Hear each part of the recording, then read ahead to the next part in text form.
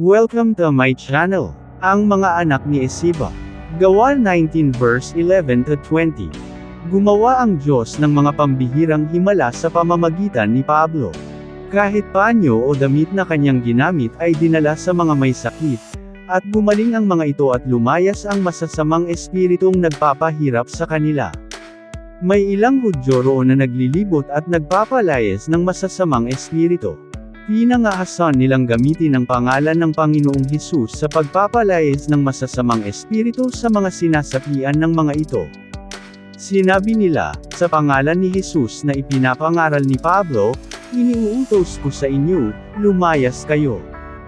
Kabilang sa gumagawa nito ay ang 7 anak na lalaki ni Eseva, isang pinakapunong pari ng mga Hudyo. Subalit sinagot sila ng masamang espiritu, kilala ko si Hesus at kilala ko rin si Pablo, ngunit sino kayo?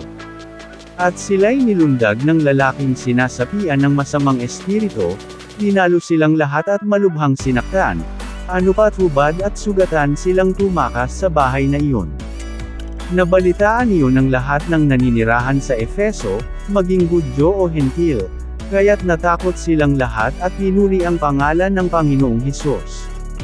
Marami sa mga sumampalataya ang dumating at nagpahayag ng mga dati nilang gawain. Marami sa mga dating gumagamit ng mahika ang nagtipon ng kanilang mga aklat at sinunog ang mga ito sa harap ng madla.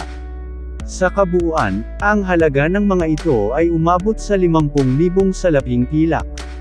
Sa ganitong makapangyarihang paraan ay lumaganap at nagtagumpay ang salita ng Panginoon.